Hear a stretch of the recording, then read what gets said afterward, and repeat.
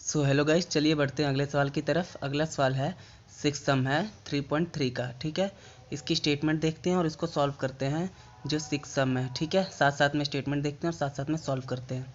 तो उसने बोल के रखा है 5 years hence the age of Jacob's will 3 times that of his son. ठीक है, कह रहा है कि एज जो है जैकॉब की वो विल 3 गुना हो जाएगी अपने बेटे की। ठीक है, अपने बेटे से 3 गुना ज़्यादा।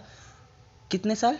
5 साल बाद कह रहा है। ठीक है, अब वो कह रहा है कि 5 years ago, अब 5 साल पहले।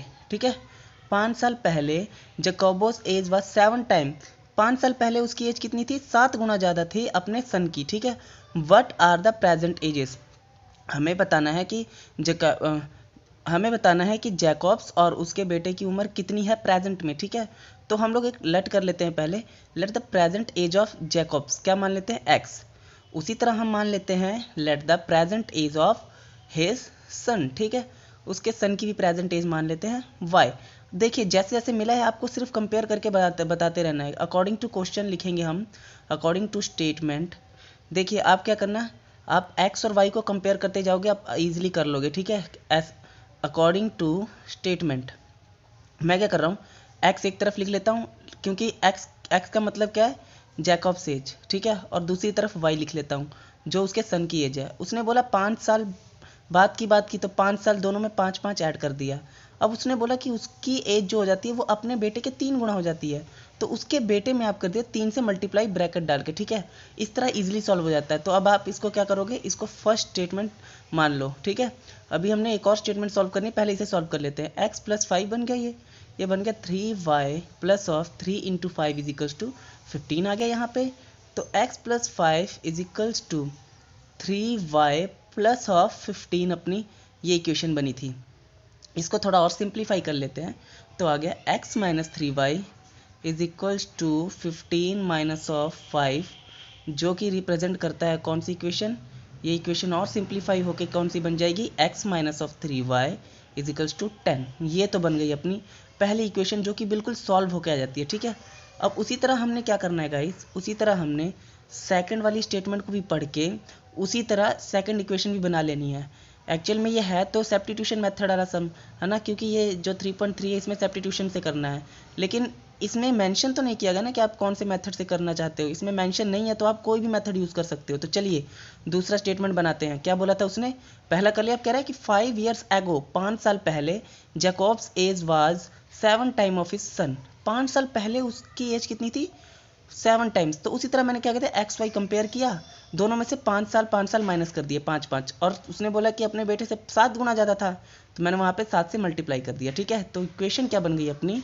x minus of 5 is equals to 7 bracket y minus of 5। ठीक है, तो अब आप इसे सिंप्लीफाई कर लेते हैं थोड़ा सा। तो ये इक्वेशन कुछ ऐसी बनेगी, x माइनस ऑफ 5 इधर आ गया और बन गया 7 मल्टीप्लाई किया तो 7y माइनस ऑफ 35।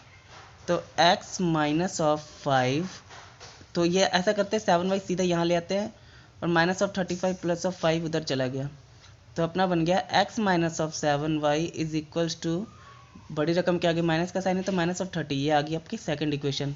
तो इसमें स्पेशली मेंशन तो नहीं किया गया कि किस मेथड से करना है। अगर मेंशन किया गया होता तो आप कोई भी तो आप सब्स्टिट्यूशन मेथड लगाते।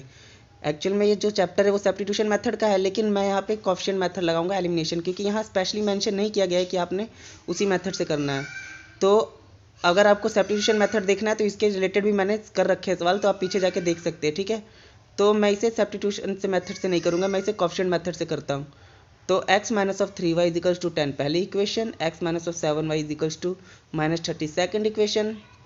क्या करते हैं? Coefficient method. देखिए, कुछ मल्टीप्लाई या कुछ करने की जरूरत नहीं है क्योंकि यहाँ पे x पहले से है, तो इसे प्लस माइनस सीधा कैंसिल कर दीजिए। इसका निशान चेंज किया, प्लस 7y, इसका किया तो प्लस 30।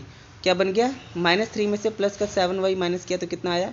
4y प्लस का इधर आ गया प्लस 30 और 10 30 कितना आ गया? 40। तो आप क्या कर सकते हैं, y को नीचे ले जाते हैं, तो y is equals to 40/4 that is equals to 10। Okay, तो y की वैल्यू अपनी आ गई 10।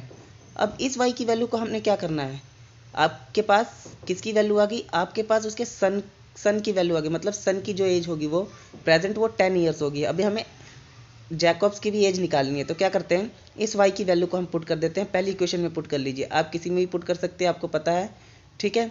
तो हम इसे कर देते हैं y में, इसे y की वैल्यू को हम पहली इक्वेशन में पुट कर देते हैं। चलिए अगले पेज पे चलते हैं और इसे पुट करते हैं।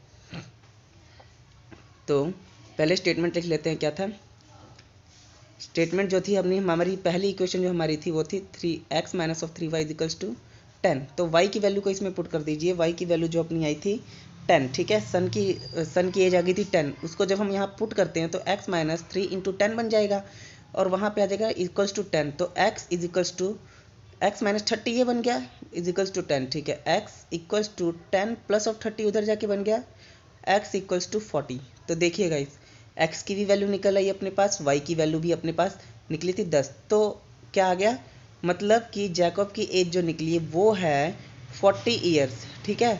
और जो उसके बेटे की एज है वो कितनी है, 10 ईयर। अगर आपको नहीं पता कि सही है कि नहीं तो आप इसको इक्वेशन को वैल्यू पुट करके देख लीजिए, अगर बिल्कुल सही है आंसर आपका बिल्कुल मैच करेगा, मतलब कि left hand side equal to right hand side के इक्वल हो जाएगा। तो उसी केस में आपको पता लग जाएगा ये सही है कि नहीं, ठीक है।